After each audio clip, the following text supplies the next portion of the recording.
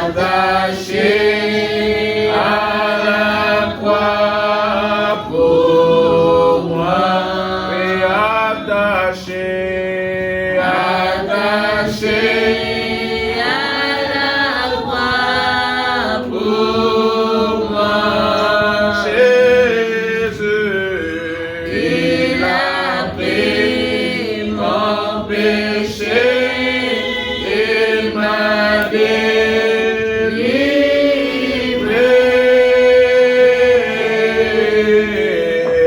attaché à la croix pour moi. Oui, attaché à la croix pour moi. Oui, attaché à la croix pour moi. Jésus, il a pris mon péché, il m'a délivré,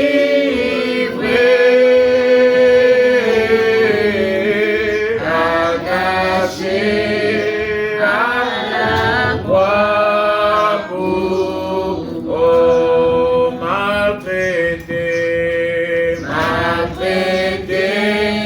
pour mon indigne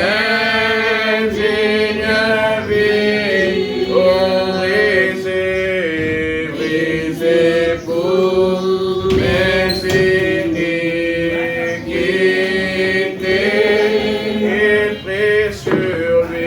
Il prie sur lui mes maladies,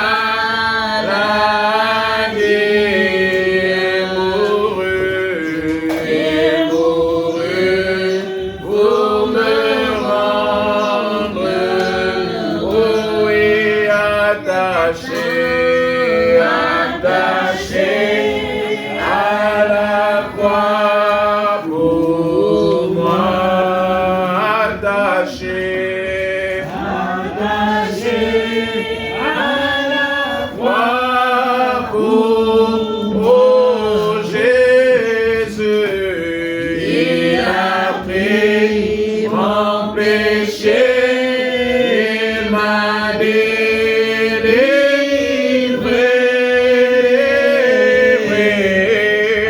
attaché à la croix pour oh, il renonce à la gloire céleste pour le plan rédempteur de Dieu, humble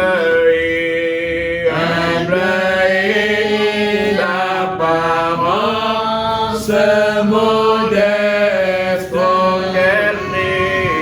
auquel prix pour me libérer, oh, et attaché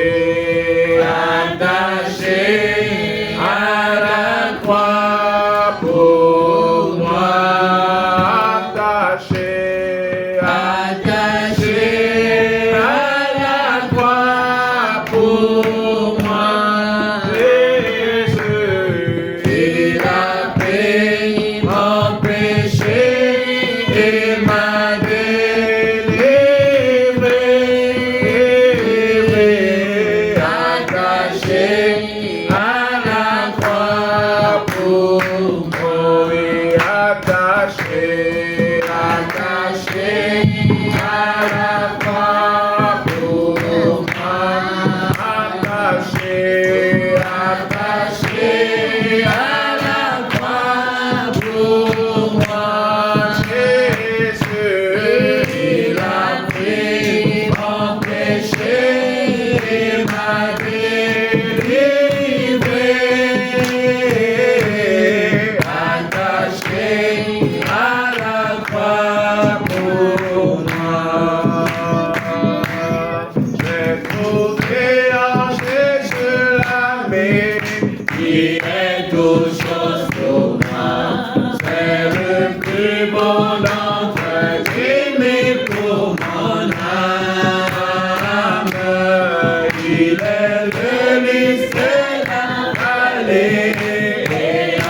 Christ je trouve ma purification et ma guérison. Mon réconfort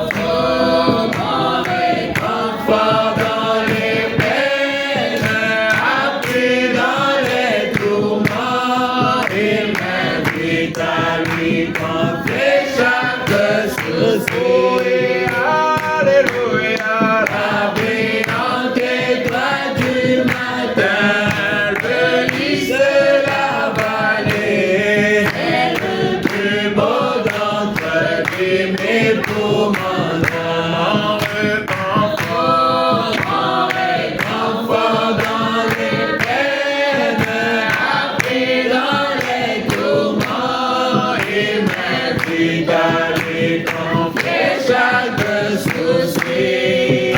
Alléluia, la brillante étoile du matin, le lys de la vallée, c'est le plus beau d'entre lui, mais pour mon âme, il a prié porté sur lui tous mes soucis et peines, à toute force et puissance dans les tentations. Et pour lui, j'ai tout abandonné, et ôté de mon cœur mes idoles et par sa puissance il me garde. Même si le monde m'abandonne, et pour que Satan me tente, à Jésus j'attends sûrement le but. Alléluia, la brillante étoile du matin, le lys de la vallée, c'est le plus beau d'entre lui, mais pour mon âme, même si le monde m'abandonne, oh que Satan me tente, à Jésus j'atteindrai sûrement le but. Alléluia, la brillante étoile du matin, le lys de la vallée, c'est le plus beau d'entre lui, mais pour mon âme, il ne me quittera jamais, il me laissera ici, tant que j'ai la foi et fais sa volonté. Un mur de feu autour de moi, maintenant je ne crains rien. Mon âme affamée se nourrit de sa eau. Les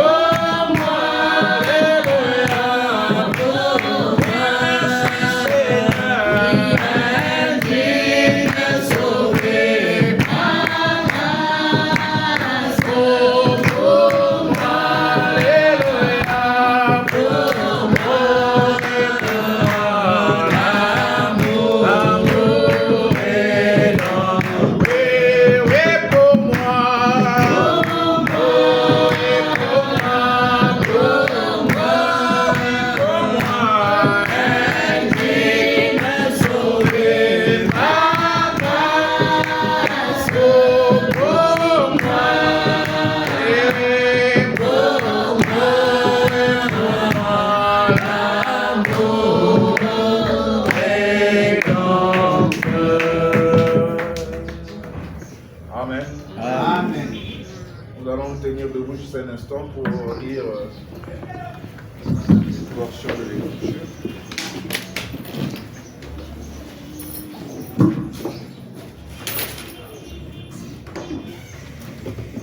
Dans Jean chapitre 1.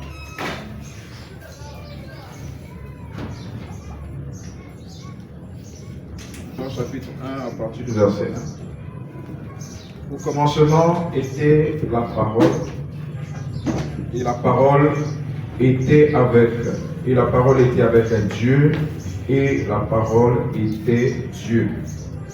Elle était au commencement avec Dieu. Toutes choses ont été faites par elle, et rien de ce qui a été fait n'a été fait sans elle. En elle était la vie, et la vie était la lumière des hommes. Amen. Vous vous asseoir. Que le Seigneur Jésus-Christ vous bénisse. Je disais tout à l'heure, nous devons avoir la même attitude. Nous avons, lorsque nous sommes dans le bâtiment appelé Église, que c'est toujours le même programme. L'église, c'est là où 2 ou 3 sont réunis. Et ce que nous faisons, c'était ce que faisaient les apôtres. Ils se réunissaient dans les maisons, ils se réunissaient dans des endroits publics, ils se réunissaient partout où l'Esprit de Dieu les conduisait. Et alors, j'ai même eu une inspiration alors que nous étions en train de chanter. L'Esprit m'a dit, pourquoi chercher autant d'argent pour louer la salle? On disait avec le pasteur Géry, on doit avoir une réunion avant que les vacances ne terminent. Pourquoi chercher autant d'argent pour louer une salle qui coûte cher? Pourquoi ne pas prendre un espace public ouvert alors qu'il ne pleut pas, dans une école ou quelque part, nous allons proclamer l'évangile. Je crois qu'à la fin tout à l'heure, nous allons en parler et je l'appellerai aussi. On verra comment nous pouvons organiser cela avec les moyens que nous avons, parce que le but c'est que Gilles soit apporté pour qu'une âme soit édifiée. Amen. Amen. On n'a pas besoin souvent d'autant d'argent et de moyens pour faire passer le message. Ce que Dieu nous donne, avec le peu que nous avons, on peut servir le Seigneur. Quand on cherche à avoir beaucoup, c'est là où on tarde de faire quelque chose pour Dieu. Jésus dit à celui qui a, on donnera encore, et à celui qui dit qu'il n'a pas, on va même prendre ce qu'il a. Et que même lorsque nous disons que nous n'avons rien, nous ne pouvons rien, nous pouvons quand même faire quelque chose. Parce que tout le monde sur la terre a un potentiel. Tout le monde sur la terre a quelque chose de Dieu. Amen. Et donc cet après-midi, nous allons développer notre sujet sur le mystère de la porte. Il y a cela 2 dimanches, nous sommes arrêtés, nous avons parlé, nous avons introduit sur la porte du temps. Et ça sera très intéressant. Il suffit simplement d'être attentif pendant ce temps que nous allons parler de cela pour nous édifier. Nous savons tous ici qu'il y a un Dieu qui existe. Je crois que nous le savons. Dieu qui existe, c'est lui qui a créé toutes choses. Et ce Dieu-là, avant qu'il ne soit Dieu comme on le dit, nous savons qu'il était Elohim. C'est-à-dire que celui qui vivait par lui-même, ce qui aussi veut dire l'ensemble des Eloa, comme on le définit. Ça veut dire qu'en lui, il avait plusieurs attributs. Et nous avons compris que même lorsque nous disons que nous sommes fils de Dieu, nous ne le sommes pas dans le temps, mais nous sommes fils de Dieu depuis l'éternité. Et dans cette éternité, nous étions en lui. Tout comme aujourd'hui, un jeune homme qui n'a pas encore des enfants physiquement parlant, mais au-dedans de lui, il y a des enfants. Parce que les enfants que nous mettons au monde, génétiquement parlant, ce sont nos sémences. Est-ce que c'est la vérité? Ils viennent de nous en fait. Les enfants viennent de nous et sont manifestés. Et Paul dit que la nature ne vous enseigne-t-elle pas? En fait, le naturel n'est que le type du spirituel. Et spirituellement parlant aussi, avant que nous ne soyons manifestés sous la forme du Fils, qu'on appelle ici la parole. Parce que dans Jean 1 ici, ce que nous venons de lire au commencement était la parole. La parole là, c'est le Fils qui est sorti d'Élohim. Élohim, c'est ce Dieu sans forme dans lequel il y avait tous les attributs. Et le premier attribut qui fut manifesté, c'est la parole, c'est le Fils qui était sorti d'Élohim.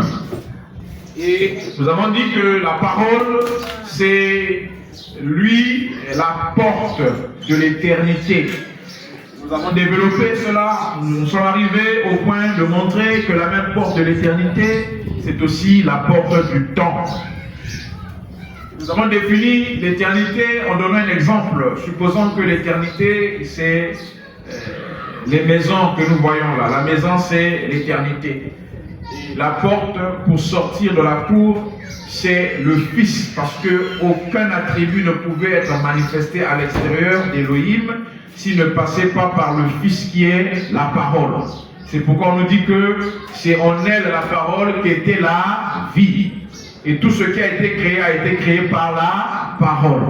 Donc la parole du commencement, on vient de lire au commencement était la parole. La parole là c'est le Fils, c'est la porte par laquelle tous les attributs de Dieu ont été manifestés à l'extérieur.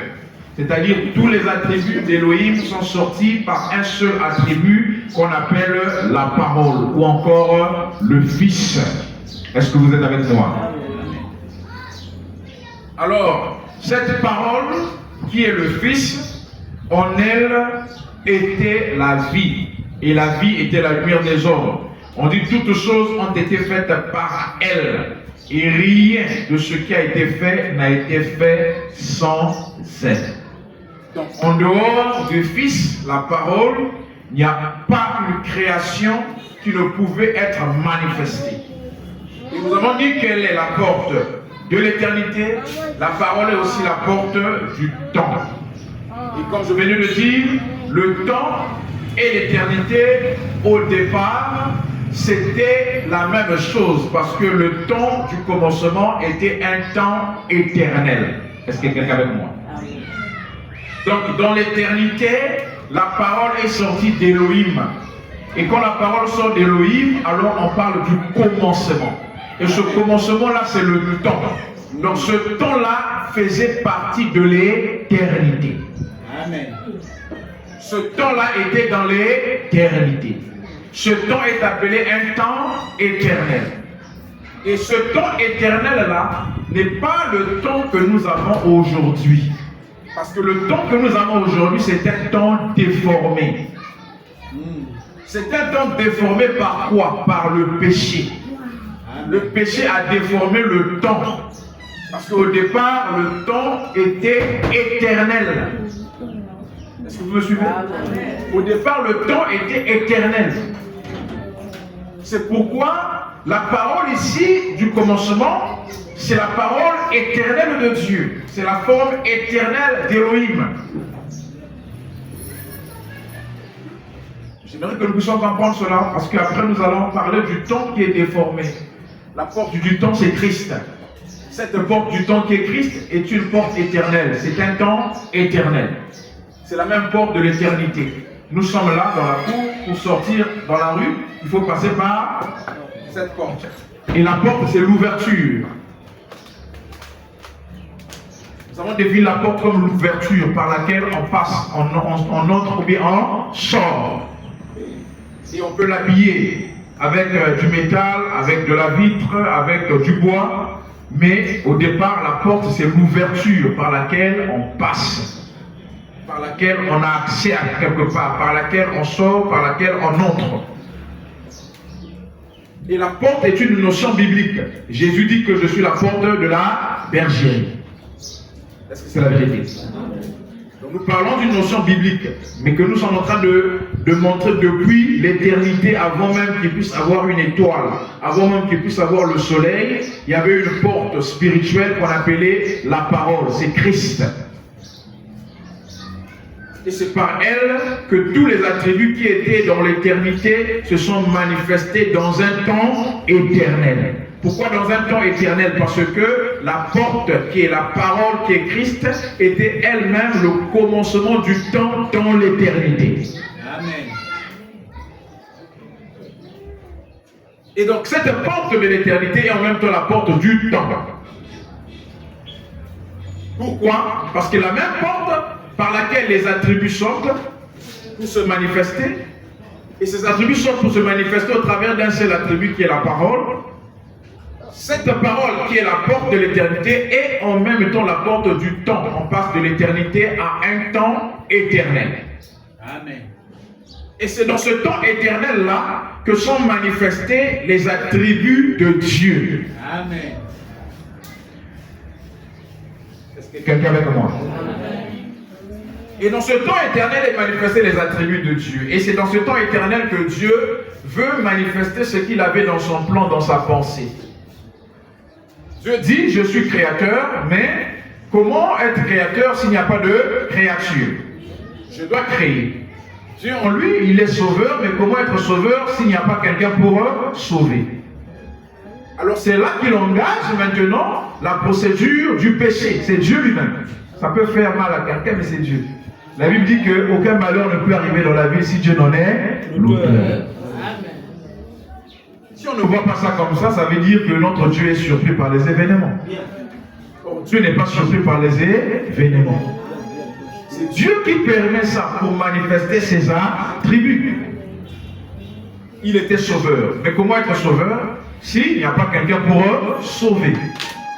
Alors pour qu'il soit sauveur, il faudrait que quelqu'un puisse d'abord tomber ou pécher.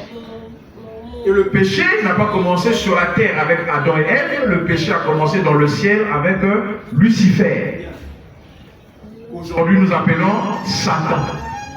Et c'est à cet instant-là qu'il y a eu le péché, au travers de cet ange Lucifer, qu'on peut avoir maintenant, on a pu avoir le temps déformé.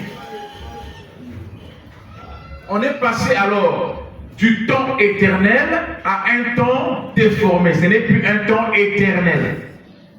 Dans la mesure où, lorsque Adam et Ève viennent sur la terre, ils ne sont plus dans un temps éternel parce que le péché était déjà rentré. Est-ce que nous comprenons cela? Parce que Dieu crée Adam après que Lucifer ait péché. Ça veut dire que dès qu'Adam est sur la terre, le péché existait déjà, donc Adam est déjà dans un temps déformé.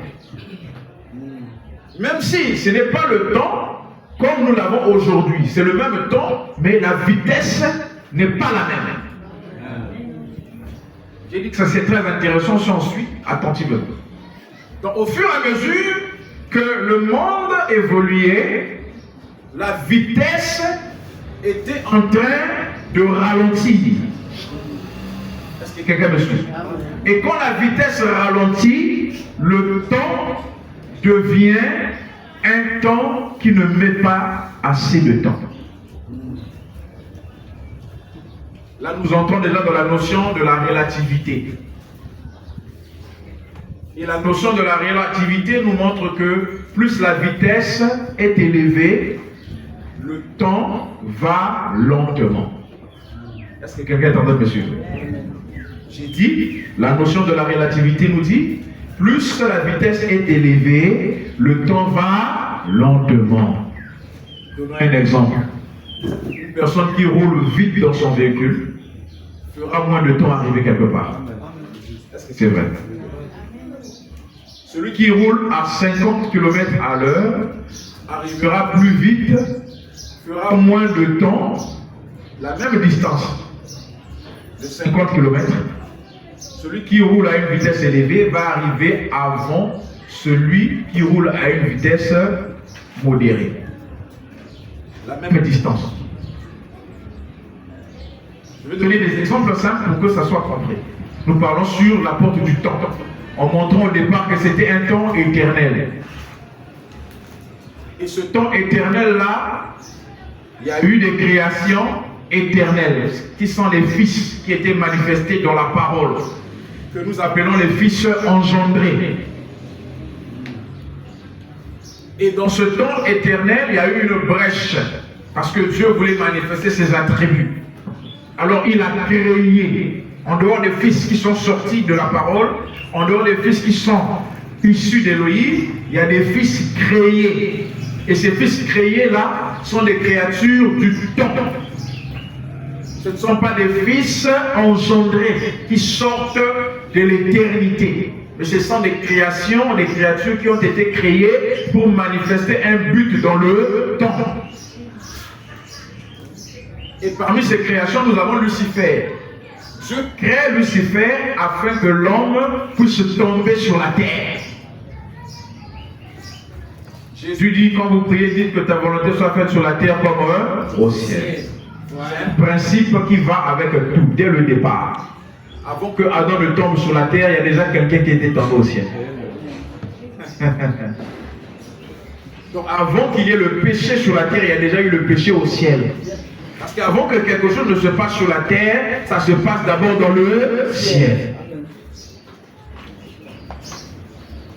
Pour être béni sur la terre, il faut d'abord être béni dans le ciel.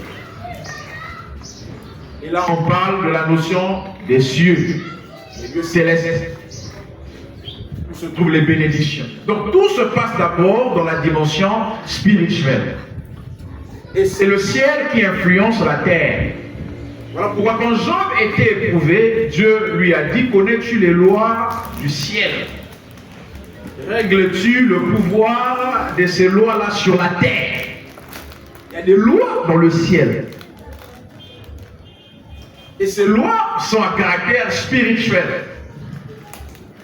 Là, quand nous parlons du principe de l'âme. Et si nous parlons aussi des cieux comme étant des dimensions, comme étant l'espace qui est là au-dessus de nous, il y a aussi des lois. Sur la terre, il y a des choses qui n'existent que selon les lois du ciel, naturellement ou spirituellement, parce que le naturel typifie le spirituel. Donc pour aider à comprendre quelqu'un, quand on parle du ciel, il y a le côté naturel, il y a le côté spirituel. Le ciel, naturellement, c'est ce que nous voyons au-dessus de nous, les nuages. Il y a des lois. Là, il fait jour, c'est parce que la terre subit une loi dans le ciel. Le soleil, c'est celui qui coordonne le jour et la nuit. Est-ce que quelqu'un est avec moi? Et on nous apprend à l'école que non, le soleil se lève à l'est, se couche à l'ouest. On a l'impression que le soleil se réveille et après il dort. Non. C'était une manière de nous expliquer quelque chose. Sinon, le soleil ne se lève pas, il ne se couche pas. Amen. Est-ce que quelqu'un est avec moi? Et pour ceux qui sont à l'école, n'allez pas dire ça au professeur, sinon, au lieu que tu aies la moyenne, tu auras 0. Parce qu'on enseigne les gens selon le niveau qu'ils ont. L'enfant, on enseigne que là, le soleil se lève à l'est, se couche à l'ouest. Alors l'enfant pense que le soleil dort comme lui. C'est pour qu'il comprenne. En fait, par rapport à l'endroit où nous nous situons, on voit que le soleil se lève. Et quand il disparaît, on dit que le soleil se couche. Mais sinon, en réalité, le soleil ne se lève pas, ne se couche pas. C'est la terre qui tourne autour d'elle-même. Est-ce que quelqu'un veut dire? La terre tourne autour d'elle-même pendant combien de jours? Les jours du mois. C'est les jours que la terre tourne autour d'elle-même. C'est cela, frère. C'est ça. Donc quand on dit le mois a tant de jours. Les jours là, ce sont les jours pendant lesquels la terre tourne autour d'elle-même. Est-ce que là nous sommes en train de tourner? On ne ressent pas qu'on tourne, mais la terre tourne. On est assis, mais personne ne se renverse. Mais la terre est en train de tourner. Et la terre tourne autour du soleil pendant 365 jours. Et donc pendant que la terre tourne autour d'elle-même, au fur et à mesure qu'elle tourne, c'est là que nous comptons le temps. Ah, il est 14 heures, il est 15 heures. Au fur et à mesure qu'elle tourne, après, elle s'éloigne de sa trajectoire du soleil, alors le soleil ne peut plus l'éclairer. Est-ce Vous êtes d'accord? Et pendant qu'elle tourne, il y a des parties de la terre qui sont éclairées. Et au fur et à mesure qu'elle tourne, il y a des parties qui ne sont plus éclairées. C'est ça. Donc quand on dit que le soleil se lève et se couche, c'est par rapport à l'endroit où nous sommes. Est-ce que quelqu'un est avec moi? Or, le soleil, c'est le type de Dieu. Souvent, tu dis que Dieu m'a abandonné, c'est par rapport aux épreuves que tu passes. Mais Dieu n'abandonne personne. Dieu est toujours là. Le soleil est toujours là, même quand il fait nuit. Mais c'est la position de la terre qui fait en sorte que nous ne puissions pas voir le soleil. Est-ce que quelqu'un est avec moi? C'est pourquoi quand tu penses que Dieu t'a abandonné, essaie de voir quelle est ta position. Amen. Est-ce que quelqu'un comprend ça? C'est très simple. Oh, Dieu m'a abandonné, je ne vois plus Dieu. Non, c'est par rapport à ta position. Parce que le soleil est toujours là. Le soleil brille, mais c'est la terre qui tourne autour d'elle-même et autour du soleil. Quand elle tourne autour d'elle-même, c'est là que nous avons le jour et la nuit. Et quand elle tourne autour du soleil, c'est là que nous avons les saisons. Là, nous sommes à la saison sèche, c'est parce que c'est par rapport au soleil. Il y a des endroits où il fait très froid, c'est parce qu'ils sont éloignés du soleil. Pendant qu'ici, il est, je ne sais pas, 12 heures ou 13 heures, et je crois aux États-Unis, il y a un décalage de 7 heures ou 8 heures. 5 heures. Au Canada, en Chine, donc le fuseau horaire est différent, mais le temps est le même.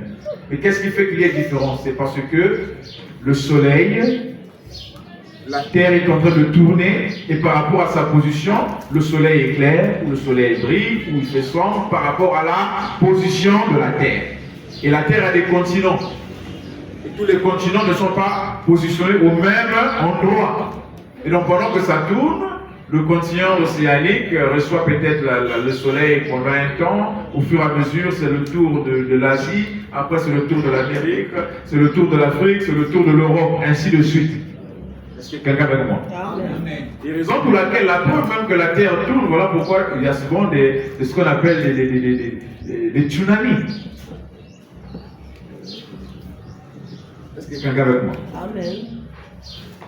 Quand la terre tourne, quelquefois le niveau de l'eau augmente quelque part parce que la terre a eu un angle.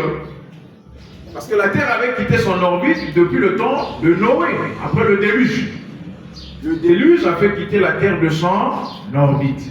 Est-ce que quelqu'un est avec moi? Amen. Ça, c'est un grand mystère parce que spirituellement, il y a aussi une application. Et donc, vous voyez que nous sommes là, mais autour de nous, il y a ces choses qui se passent, mais que les yeux ne réalisent pas. Aujourd'hui, par exemple, quand on parle de la planète Mars, pour la plupart du temps, les gens pensent que c'est une illusion. Parce qu'on est habitué avec la Terre. Mais en dehors de la Terre, il y a d'autres planètes. Aujourd'hui, l'homme blanc est en train de faire tout son mieux pour aller placer une maison sur Mars. Les hommes riches se battent parce que, selon beaucoup d'études, la Terre ne mettra pas assez de temps par rapport à tout ce qui se passe, le réchauffement climatique, tout ce qui se passe. L'homme a tellement pillé le squelette de la Terre, parce que tout ce que nous pillons là, l'or, le pétrole, c'est le squelette de la Terre. C'est ce qui fait en sorte que la Terre puisse être ferme. Au fur et à mesure qu'on pille, on pille, ça crée beaucoup de dommages. Et ça fait en sorte que la parole de Dieu aussi puisse s'accomplir. Parce que Dieu veut renouveler cette terre.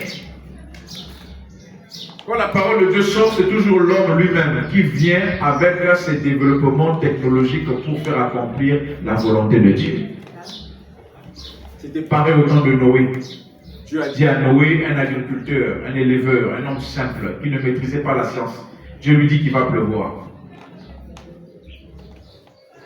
L'homme ne comprenait pas ce langage-là, la pluie, le déluge, ça n'existait pas. Il pouvait avoir la verse, parce que la plante a besoin de croître.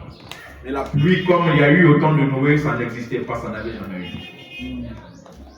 L'homme n'a pas cru. L'intelligence de l'homme était développée comme l'homme l'est aujourd'hui. Parce que Jésus a dit, ce qui arriva du temps de Noé arrivera au jour où le Fils de l'homme se révélera. Il a cité 2 temps. Le temps de Lot et le temps de Noé. Au temps de Noé, il y avait le développement technologique. Qu'est-ce qui a provoqué le déluge? C'était les effets atomiques, les essais atomiques. Ils étaient en train d'essayer ces choses-là dans le ciel. Et si vous remarquez, vous pouvez provoquer la pluie quelque part. Parce que les nuages que nous voyons là ne sont que des eaux. Est-ce que quelqu'un avec moi? Dans le livre de la Genèse, on nous dit que Dieu sépara les eaux de la terre et les eaux du ciel. C'est biblique. Dieu a séparé les eaux de la terre et les eaux du ciel. Les eaux du ciel, ce sont lesquelles? C'est le nuage. Les nuages se déplacent. Quand vous voyez un nuage semble se déplacer de Paka, ça prend la direction de Tieté, ça va à Chafou, ça veut dire que c'est la pluie qui est en train de se déplacer. Quand il n'y a plus de nuages sombres, il ne va plus pleuvoir. C'est ce que nous disons. Hein? Ce nuage sombre-là se déplace. Ce sont les eaux que Dieu avait séparées. Les eaux de la terre, ce sont les océans. La plus grande partie des eaux, plutôt de la terre, est constituée des eaux. Et après, il a séparé et les eaux du ciel. Les eaux du ciel, ce sont les nuages. Les eaux du ciel sont dans un état gazeux, parce que l'eau est sous 3 états de la matière. Ceux qui vont à l'école, c'est ça, n'est-ce pas? C'est ça. L'eau est sous 3 états de la matière.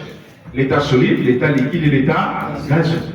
L'état liquide, ce sont les eaux que nous voyons, les mers, les océans. L'état solide, c'est les grandes montagnes de glace que nous appelons les icebergs. Ça existe en Alaska, dans des pays très froids. Ceux qui ont suivi le film de Titanic, vous voyez que le Titanic a sombré parce que ça avait cogné une montagne de glace. C'est toujours l'eau à l'état solide. Et quand c'est cet état solide-là, le soleil frappe, vous allez voir que c'est comme la glace qui se décongèle, ça devient de l'eau. Alors ça fait augmenter le niveau des eaux. Et on a l'état gazeux, ce sont les nuages. Et quand les nuages-là se fondent, ça devient l'état liquide. Là où vous voyez la pluie tomber du ciel. Ce ne sont pas les anges qui pissent comme on nous enseignait dans les temps enfants. Donc quand il pleut, ce n'est pas les anges qui sont en train de se soulager. Donc c'est ça, ce sont les eaux dans cet état gazeux-là qui se fondent et ça devient de l'eau sous la forme liquide. Donc au temps de Noé, ils ont envoyé en fait de la chaleur dans le ciel qui a fait fondre l'eau qui était sous la forme vapeur et c'est devenu de l'eau sous la forme liquide. Est-ce que vous comprenez ça? Entre-temps, Dieu avait déjà dit à Noé qu'il ne comprenait pas tout ce qui se passe, qu'il devait avoir la pluie. Il arrive des moments que nous croyons les choses, mais nous ne savons pas comment ça va se passer. En fait, nous devons simplement croire. Si Dieu dit que par les meurtrissures de Jésus, nous avons été guéris, moi je ne dois pas chercher à comprendre comment ça se fait. Noé n'a pas cherché à comprendre comment l'eau va tomber, les eaux vont tomber du ciel. Comment ça va se passer? Quand on croit Dieu, on dit que je suis guéri, tu sens le mal, mais Dieu te dit que tu es guéri. Ne cherche pas à comprendre comment ça va se passer, comment la maladie qui est en moi va quitter, comment moi, mon problème c'est de croire. Est-ce que je pense qu'on a amen? Moi, mon problème c'est de croire. Le comment là, c'est Dieu. Noé n'a pas cherché à savoir comment l'eau va tomber du ciel. Noé a cru, il a commencé à annoncer aux gens. Attention, le déluge arrive. Attention, il y aura la pluie qui va tomber du ciel. Les hommes de science qui veulent tout expliquer, ont cherché à expliquer comment les eaux vont tomber du ciel. Comment. Et à cause de leur incrédulité, Dieu a utilisé leur propre incrédulité dans le développement technologique pour faire accomplir sa parole. La même science, la même médecine qui dit que telle maladie ne peut pas être guérie. Dieu va utiliser leur incrédulité pour leur prouver qu'il est Dieu. Amen. J'ai fait un examen, on dit que non, en tout cas, ça ne peut pas être guéri parce que jusqu'à présent, aucun traitement n'a été trouvé pour ça. Dieu va confondre la médecine parce que Dieu est plus que la médecine. Voilà le Dieu dont nous croyons. Voilà le Dieu que nous prions. Il nous demande de croire. Ce que je n'arrive pas à comprendre, moi je ne fais que croire. Comment ça va se passer? Dieu l'a dit, moi je le crois. Amen. Le reste, le comment là, c'est Dieu qui s'en charge. Moi je crois. Noé a cru. Comment ça va se faire? Il a cru. Jusqu'à présent, la science n'arrive pas à croire comment le peuple d'Israël a traversé la mer Rouge. Mais moi je crois que Dieu qui a créé la mer est capable d'ouvrir la mer. C'est Dieu qui a créé la mer. Non? Il est capable d'ouvrir la mer. Il est capable. L'homme est arrivé à un niveau d'incrédulité où même, quelquefois lui-même, il ne se rend pas compte que c'est un tas d'ignorance. Il pense qu'il est intellectuel. C'est-à-dire, plus l'homme veut expliquer que Dieu n'existe pas, plus il montre qu'il est ignorant. Moi, c'est comme ça que je vois les choses. Plus un homme, par son intelligence, peu importe son doctorat, essaie d'expliquer que Dieu n'existe pas, moi, il nous montre à quel niveau d'ignorance il est arrivé. Si tu as le fait de passer 9 mois dans le sein de notre maman, qui peut expliquer ça? Comment l'enfant se nourrit? Quel est ce mécanisme? Quelle est cette technologie? Dieu est Dieu. Amen. Là où je n'arrive pas à expliquer quelque chose, je ne dois pas dire que ça n'existe pas. Est-ce que quelqu'un a écouté ça? Amen. Ce que je n'arrive pas à expliquer, je ne dois pas dire que ça ne peut pas exister. Je dois simplement croire. Et Dieu, par sa grâce, s'il me fait comprendre cela, gloire à Dieu. Ce que tu ne vois pas ne veut pas dire que ça n'existe pas. Il y a beaucoup de choses que nous ne voyons pas, mais qui existent. Beaucoup de choses qui existent. Qui sont aussi physiques, mais qui existent. Donc, lui, Christ, la parole est la porte du temps éternel. Et quand il crée, pour que l'attribut de sauveur soit manifesté, il crée les anges. Et parmi ces anges, Lucifer, qui est devenu aujourd'hui Satan. Et cet ange-là, c'est un fils de Dieu créé. Amen. Est-ce que quelqu'un avec moi? Un fils de Dieu créé. Pas un fils de Dieu engendré. Les véritables fils de Dieu sont les fils de Dieu qui ont été engendrés du Père. C'est-à-dire ils sont sortis de lui. Ils n'ont pas été façonnés, créés comme Lucifer a été façonné à dessein. Est-ce que quelqu'un avec moi? Et il a été façonné pour un but donné. Et quand ce but donné est accompli, il est détruit. Amen. Est-ce que quelqu'un avec moi? Amen. Et l'essence de la création retourne vers le Créateur. Amen. Parce que rien n'est perdu. Amen. Est-ce que quelqu'un avec moi? Amen. Ce sont des lois. Quand nous les maîtrisons, on peut comprendre quelque chose dans le spirituel. Aujourd'hui, si vous brûlez le téléphone peut disparaître.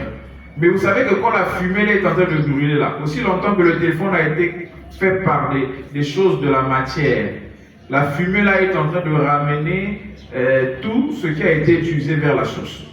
Amen. Amen. J'aime parler de ces choses en fait. Ça éveille l'élément surnaturel dans la personne. Amen.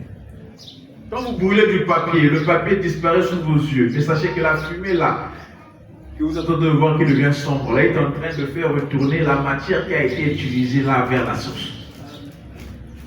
C'est pourquoi la loi de Lavoisier nous enseigne quoi? Rien ne se perd, rien ne se crée, tout se transforme. Tout se transforme. Donc celui qui a créé toutes choses, c'est lui qui détient, c'est lui qui est la source de toutes choses. Donc tout ce qui a été créé, même les anges déchus là, c'est Dieu qui les a créés. Il sait le mécanisme qui a fait telle et telle et telle chose. Donc rien ne peut l'échapper. Donc ce temps-là, qui est venu après le péché de Lucifer, c'est un temps déformé. Le péché a déformé le temps. On est passé du temps éternel à un temps qui s'achève. Et au fur et à mesure, vous allez voir que Adam a vécu un certain temps, 900 30 et quelques ans, n'est-ce pas? Parce que le plus grand, l'homme qui a vécu le plus de temps, c'est Méthusela qui a vécu 965 ans. Mais au fur et à mesure que l'homme vivait, le temps de vie sur terre était en train de se réduire. Ça veut dire quoi? Que la vitesse qui était élevée autrefois était en train de se réduire. Est-ce que quelqu'un avec moi? Amen. On a dit tout à l'heure que quand la vitesse est élevée, le temps passe lentement. Ça veut dire que quand la vitesse est réduite, le temps commence à passer rapidement. Est-ce que quelqu'un avec moi? Amen. L'homme qui vivait 900 ans commence à vivre 80 ans, 90 ans. Ça veut dire que le temps passe maintenant rapidement. Au fur et à mesure, le péché était en train d'absorber le temps. L'homme n'avait plus assez de vie sur la terre. Amen. Donc pour retourner dans l'éternité, ça veut dire que le temps doit être, plutôt la vitesse doit encore être accélérée. Je ne sais pas si quelqu'un comprend ça. L'éternité veut dire que le temps égale à 0. Oui. Est-ce que quelqu'un entend dessus? L'éternité veut dire que le temps est égal à 0.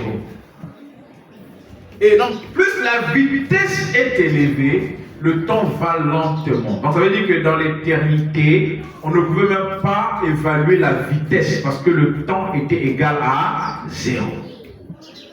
Et le péché a fait en sorte qu'on puisse maintenant compter le temps. Est-ce que vous êtes avec moi?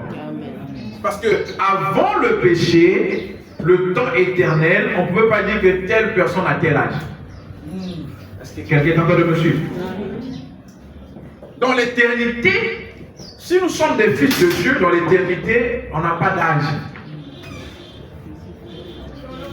Oh non, 25 ans, 30 ans, ça c'est dans le temps déformé. Adam a vécu 900 et quelques ans parce que c'était déjà un temps déformé. Et dans l'éternité, quand on dit au commencement était la parole, nous étions en Christ dans cette éternité-là. Elle dit que nous avons le même âge que Christ. Amen. Est-ce que quelqu'un est avec moi? Amen. C'est là où on peut dire que aussi longtemps que Dieu est éternel, alors moi je suis éternel. Le moi qui est éternel, ce n'est pas le corps de chair. Mais c'est l'élément qui correspond à la même nature que Dieu. Amen. Donc, ce qui correspond à la même nature que Dieu, c'est mon âme. Est-ce que vous êtes avec moi? Amen. Donc, il est la porte de l'éternité, il est la porte du temps. J'essaie de faire la différence entre le temps éternel et le temps déformé. Si bien que, je vais encore prendre un autre angle, si bien que nous qui sommes sur la terre, et ceux qui vivent en dehors de la terre, ou celui qui peut aller en dehors de la terre, le temps ne sera pas le même. Parce qu'il est vrai que le péché a fait en sorte que le temps puisse être déformé, mais le temps a été vraiment déformé là où a vécu l'homme. Amen. Est-ce que quelqu'un avec moi? L'homme n'a pas vécu sur Mars. L'homme n'a pas vécu sur la Lune. L'homme n'a pas vécu sur le soleil quand il a péché, quand il est tombé. Il a vécu sur la terre. Mais étant donné que l'univers tout entier vit en harmonie et que la terre, la voie lactée, fait partie de l'univers, alors le péché qui a plongé la terre dans un temps déformé a aussi eu de l'impact sur le temps dans l'espace. Amen. Mais pas totalement comme sur la terre. Amen. Voilà.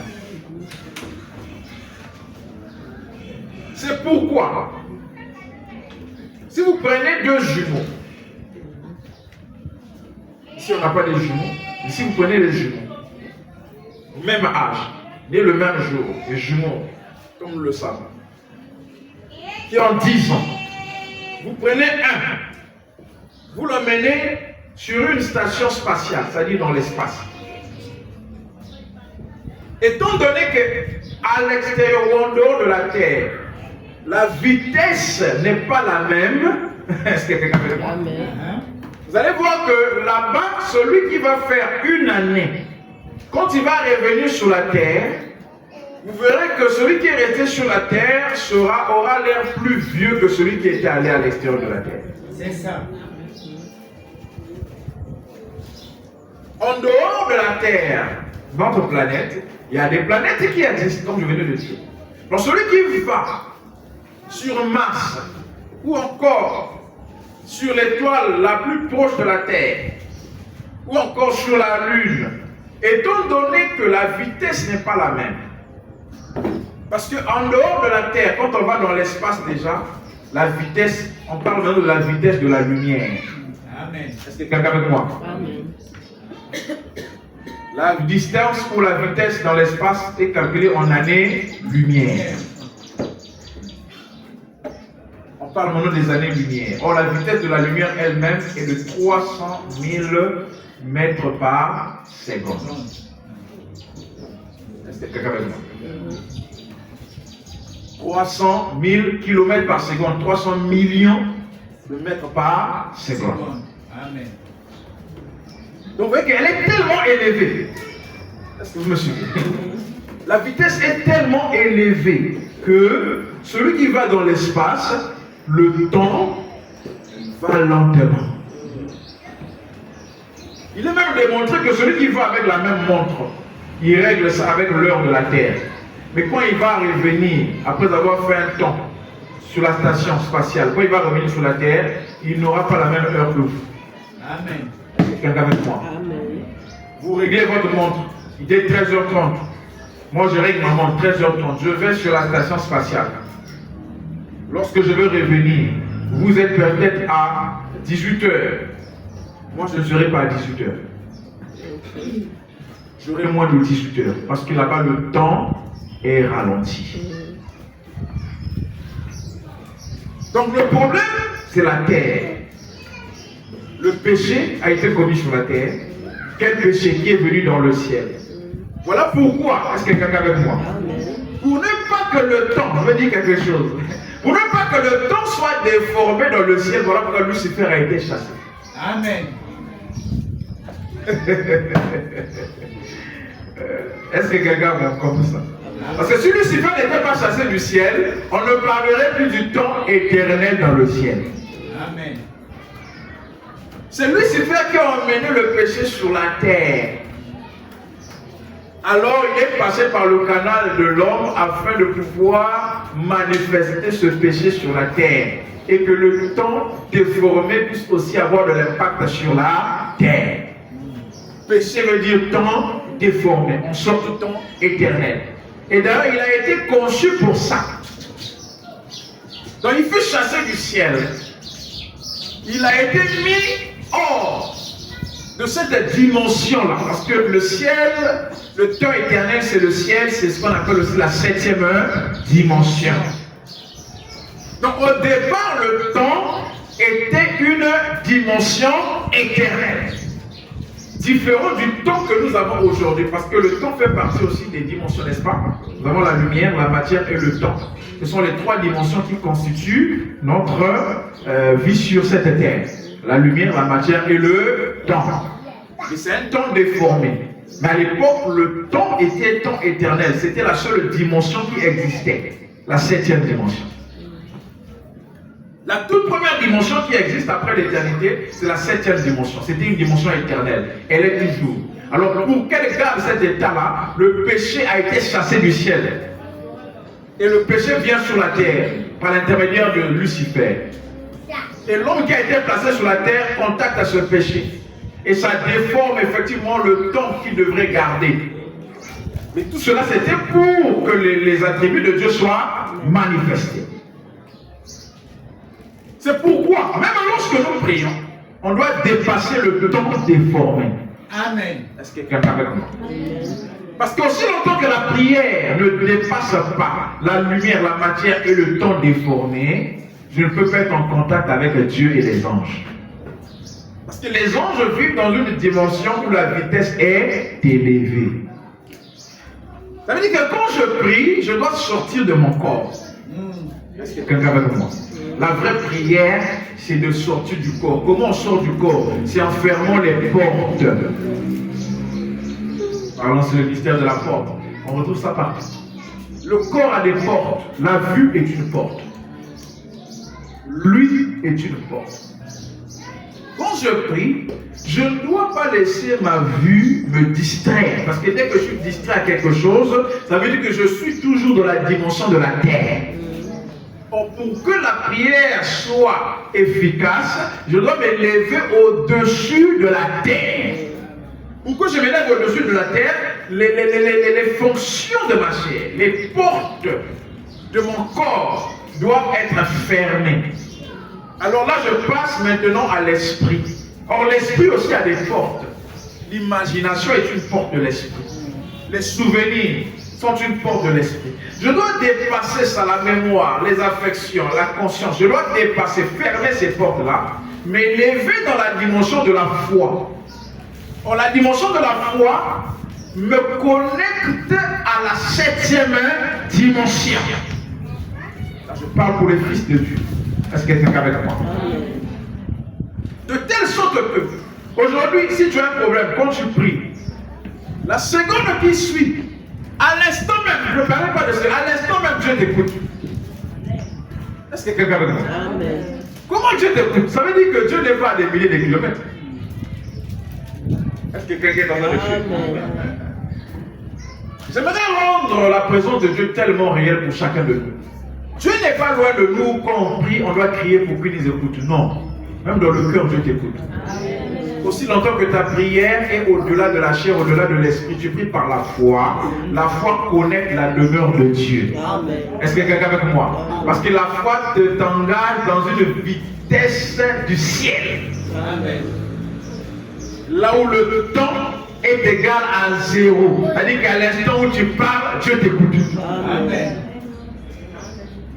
Or, les chrétiens ont l'impression que Dieu habite à des millions de kilomètres. Quand on parle du ciel, ils regardent là-bas, Dieu est très loin. Les premiers qui furent étonnés lors du premier voyage astral, c'était des hommes religieux. Lorsque les astronautes sont revenus, les prêtres, les religieux sont allés les voir. Ils leur ont posé des questions sur Dieu. Est-ce que vous avez vu quelque chose de semblable à Dieu là-haut? Les astronautes ont dit, on n'a rien vu de Dieu de semblable là-bas. Frère Branham me dit que les religieux pensent que Dieu est vu au loin. Dieu habite une dimension. Et cette dimension n'est pas à des millions de kilomètres, des années-lumière de nous. Cette dimension est autour de nous. Est-ce qu'il y a quelqu'un avec moi? Amen. Cette dimension est autour de nous. Et pour avoir accès à cette dimension, la seule loi, c'est la foi. Amen. Est-ce qu'il y a quelqu'un avec moi? Amen. Donc ce que l'on pense qui est loin, n'est pas loin. Le ciel n'est pas loin de nous. Le ciel est autour de nous. Amen. Je vous donne un exemple biblique. Quand Jésus est ressuscité, pour les lecteurs de la Bible, c'était Marie de Magdala, je crois, qui voulait le toucher. Jésus dit quoi à Marie de Magdala? Ne me touche pas parce que je ne suis pas encore allé vers mon Père. Ça, c'était le matin. Mais le soir, il est rentré dans la salle où étaient les disciples, sont frappés. Il a traversé le mur. Est-ce qu'il y a quelqu'un avec moi? Amen. Parce qu'il était retourné dans la dimension où la vitesse était Lévé. C'est quand la vitesse est élevée. Est-ce qu'il y a quelqu'un avec moi? Amen. Quand la vitesse est élevée, deux objets peuvent se croiser sans pourtant qu'il y ait un choc. Amen. Je le sens bien. Amen. Il y a les scientifiques ont tellement vu des choses. Il faut vraiment dire que l'homme de science a évolué, mais l'église est restée à un niveau très bas. Très bas. Il y a plusieurs années, 300 ans avant les années 60, il faut vraiment dire qu'ils ont dit que si la voiture roulait à 50 km à l'heure, la loi de la gravitation fera en sorte que la voiture puisse s'élever. Ça, c'était il y a 300 ans, on va dire des siècles avant, les années 60. Mais il dit, mais maintenant, dans les années 60, on voit des véhicules qui roulent à plus à 300 km/h, des engins qui roulent. Il dit que les scientifiques là qui ont découvert ça, en leur temps, c'était par rapport à leur temps. Et ceux qui sont venus aujourd'hui ne se sont pas arrêtés à ce que les autres avaient dit. Est-ce que quelqu'un avec moi? Ils n'ont pas appelé cela quand ils ont découvert que la voiture pouvait rouler plus de kilomètres que ce que les autres avaient vu. Ils n'ont pas dit qu'à ce que nous voyons là, peut-être c'est la fausse doctrine. Hein? Parce que nos anciens avaient dit que c'est seulement à 50 km. Parce qu'à 50 km, aujourd'hui les véhicules roulent, mais ça ne s'envole pas. Très bien, très bien. Donc eux, à leur époque, ils pensaient que les véhicules à 50 km devaient s'envoler. Parce qu'ils n'étaient pas encore là, à l'âge de la voiture qui roule vite. C'est ça. Mais quand on arrive à la voiture qui roule vite, on se rend compte que ça roule à plus de 50 km à l'heure. Donc ceux qui viendront après vont découvrir encore plus de choses que ceux qui sont aujourd'hui. Mais l'Église peut rester avec quelque chose qui date. Et quand on lui montre la chose aujourd'hui, non, moi je préfère rester avec ce qu'on a dit il y a 100 ans de cela. Non. L'Église doit avancer. À la vitesse la plus rapide, Jésus a traversé le mur sans qu'il puisse avoir mal. Est-ce que quelqu'un avec moi? Parce qu'il avait quitté le corps qui était rentré en contact avec le péché. C'est le péché qui déforme le temps. Amen. La Bible dit qu'il a porté le péché de l'humanité. À quel moment il a porté? Qui va me donner un verset biblique là où on dit que bon, à l'instant là, Jésus est parti dans un endroit là où on a mis le péché sur lui. À quel moment Jésus a porté le péché de l'humanité? Moi je vous donne la réponse. C'est l'instant qu'il était sorti d'une femme. Amen. L'homme né de la femme, sa vie est pour tout. Jésus a porté le péché de l'humanité dès l'instant qu'il a été conçu dans le ventre d'une femme. Parce que lui n'a jamais péché. Amen. Il a porté le péché de l'humanité. Comment? Qui représente l'humanité? Marie. Est-ce que quelqu'un avec moi? Amen. Parce que le péché est passé par la femme au commencement. Amen. Le Sauveur devait aussi passer par la femme pour prendre le péché de l'humanité. Amen.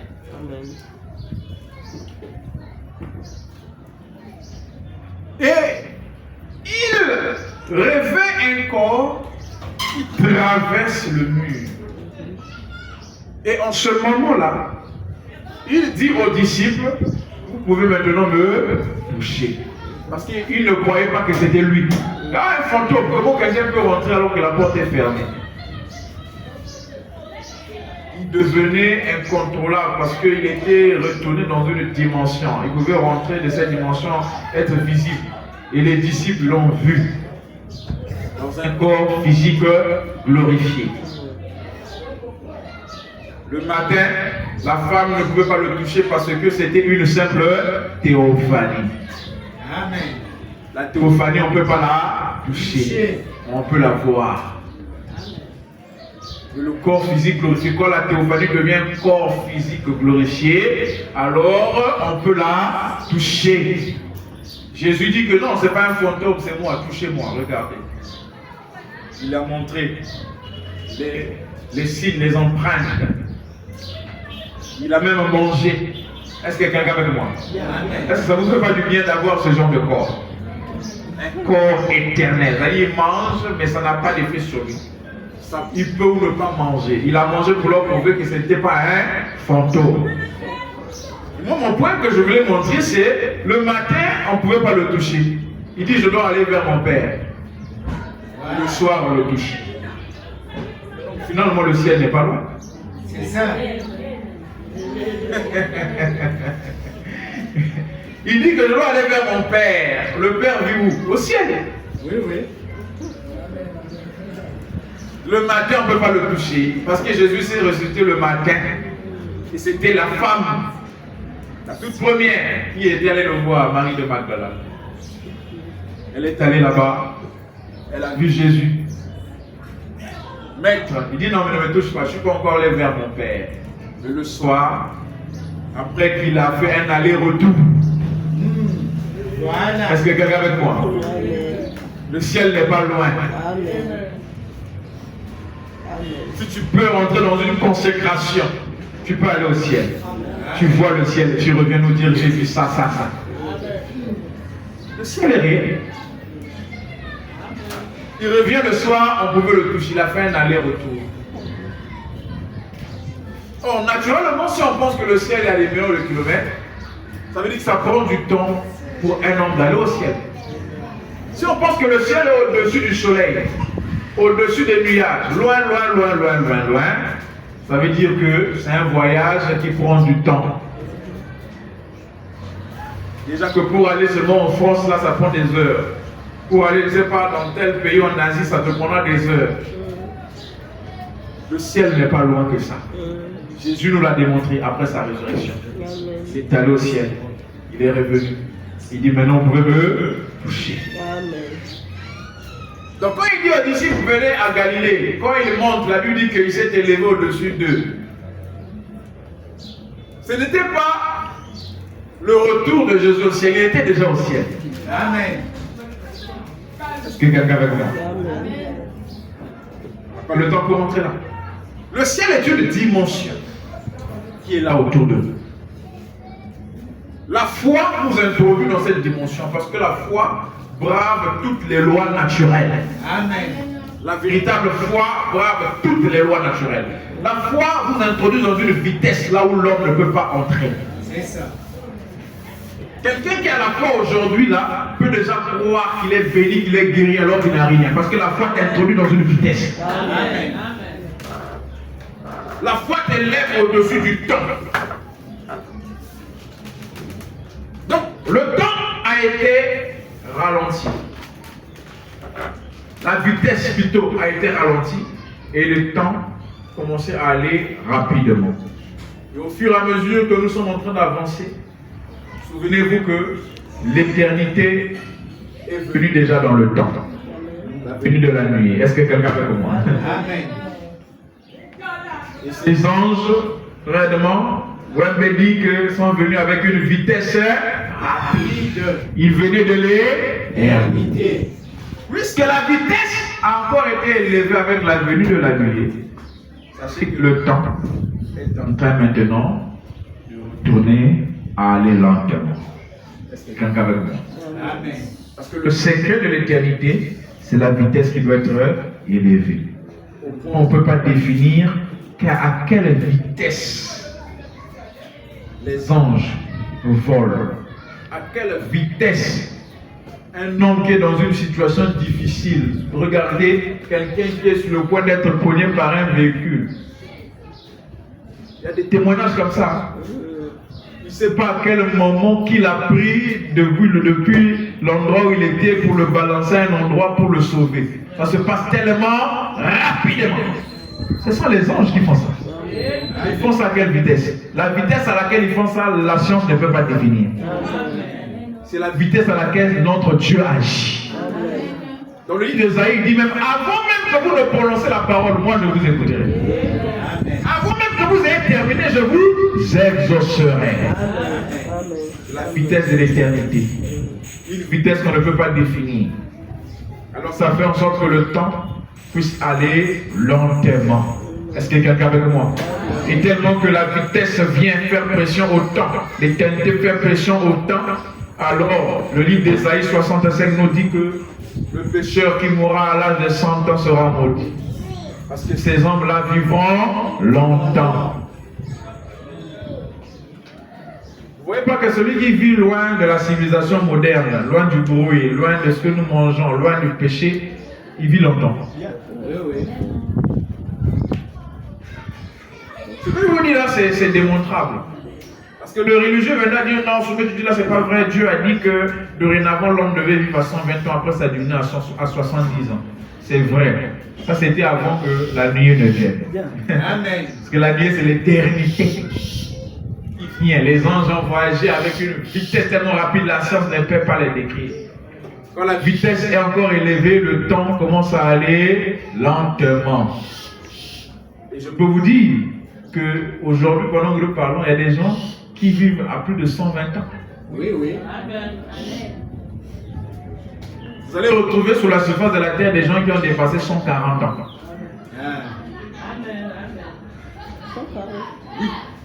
Allez faire des recherches. Des gens qui ont dépassé 140 ans. Au fur et à mesure qu'on avance, il y a des gens qui vont arriver à 200.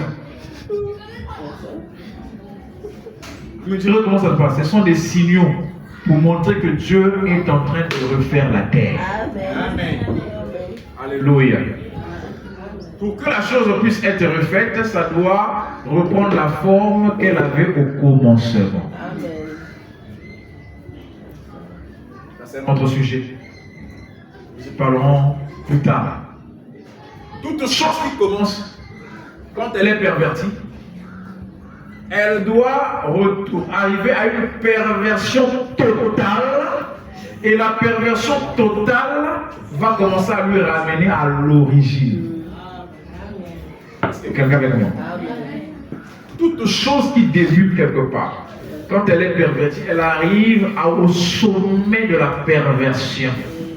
Et après ce sommet de la perversion ramène maintenant la chose au fur et à mesure. Donc, je vais dire ceci. L'homme vivait longtemps à un certain moment. Et après, la durée de la vie commençait à baisser. On est aujourd'hui déjà dans le 7e millénaire depuis que l'homme a été sur la terre. Je ne parle pas de la création de la terre. Est-ce que quelqu'un est avec moi? Amen. Parce que la terre existe, ça fait des millions d'années. L'homme, le premier homme que nous connaissons, Adam, le 7e millénaire. Donc au fur et à mesure que nous avançons de ce renouvellement de la terre, sachez que les mêmes signaux qui ont existé auparavant, on va commencer à les voir. L'homme va commencer à vivre plus longtemps, plus longtemps, plus longtemps. Et c'est de là qu'il y aura un renouvellement de la terre. Notre sujet, c'est la porte du temps. La porte du temps éternel, c'est Christ. Ça veut dire que celui qui veut vivre la vie éternelle doit simplement accepter Christ dans sa vie. Tout ce que nous avons dit là, c'est pour ça. C'est lui la porte de l'éternité et la porte du temps éternel. Or, le temps éternel, c'est T égale 0, c'est l'éternité. Parce que l'éternité, c'est le temps nul. Est-ce que quelqu'un avec moi? Amen. 0, c'est nul. Le temps est nul quand il est égal à 0. C'est ça l'éternité. C'est une vitesse inexprimable. C'est là où habite notre Dieu. C'est là où nous habitons, les réels nous. Et si nous sommes en Dieu, en Christ, la parole, notre vie sur terre doit manifester cela par notre foi dans la parole. Et quand je crois la parole, ça veut dire que si j'ai une représentation dans le ciel, si j'ai une représentation dans la 7e dimension, si j'ai une représentation dans l'éternité, en ce moment-là, ma vie sur terre va refléter cette représentation par mes actions, par ma foi. Devant les situations, je dois croire à l'impossible qui devient possible. Amen. Parce que moi, ma représentation habite l'éternité, là où tout est possible. C'est lui qui crée toute chose. Parce que quand la parole crée en elle était la vie, elle a créé toute chose. Quand elle créait là, toutes nos représentations étaient en elle. Amen. Ça veut dire que chaque fils de Dieu a le secret de la création. Amen. Ce que Lucifer n'a pas. Voilà pourquoi vous comprenez pourquoi il est jaloux des fils engendrés. Parce qu'eux ont le secret de la création. Lui, ce qu'il fait, c'est simplement de pervertir ce que nous créons. Quand tu veux créer une bonne vie, quand tu veux créer un bon foyer, quand tu veux créer une belle chose, le diable vient pour pervertir. Est-ce que quelqu'un avec moi? Et si toi tu as le secret de la création, peu importe ce qu'il essaie de pervertir, tu peux encore recréer. Est-ce que quelqu'un avec moi? Et je peux te dire, dans ta vie, rien n'est perdu. Tout ce que le diable essaie de bouleverser, tu peux recréer ça. Parce que tu as le secret de la création. Amen. Tu n'as pas perdu les années, tu n'as pas perdu le temps sur la terre. Tant que tu es sur la terre, tu as le secret de la création, tu peux tout refaire. Non, est-ce que ça peut encore marcher tout le temps que j'ai perdu? J'ai perdu tant d'années. Les amis sont déjà... Non, tu vis sur terre, tu es venu sur la terre seul. Ne juge pas ta vie par rapport aux autres. Chacun de nous a ses épreuves, a ses tentations, a ses difficultés. Toi, regarde à toi et Dieu. Je te dis, tu as le secret de la création. Quand tu as le secret de la création, tu peux tout refaire. Est-ce que ça va encore marcher? Si ça a marché pour la première fois, ça va encore marcher. Est-ce que quelqu'un avec moi? Ce que Dieu a fait hier, il peut le faire aujourd'hui. Et chaque sémence se reproduit selon son espèce. Si tu es un fils de Dieu par représentation, alors sache que ce que tu as fait hier, tu peux encore faire aujourd'hui. La puissance de Dieu est dans l'homme qui reçoit Christ. La porte de l'éternité, la porte du temps. Que le Seigneur vous bénisse. Que Dieu soit béni. Nous allons chanter, adorer le Seigneur, nous allons prier afin de clôturer notre service. Tout est possible à celui qui croit. C'est la loi de la foi. Dans merveilleux qui nous vient des cieux, Dieu connaît le cœur droit. Oh, oh, oh, quel riche trésor, un cœur qui vit ce que je dis, sa foi vaut plus que l'or. Dieu l'honore et le bénit. Oh, oh, oh, quel riche trésor. Oh oui, un cœur qui vit. Oh oui, ce que Dieu, oui, sa foi, oh, vaut plus que l'or. Dieu l'honore et le bénit. Que chacun de nous parle au Seigneur, dit Seigneur, je veux entrer dans cette dimension de tout est possible. Là où l'impossible devient possible. Je veux rentrer dans cette dimension, là où la vitesse est tellement supérieure que le monde ne pourra pas comprendre comment ma vie a changé. Parce que je veux braver les lois du temps, je veux braver les lois du péché, m'élever dans ta présence afin de pouvoir matérialiser tout.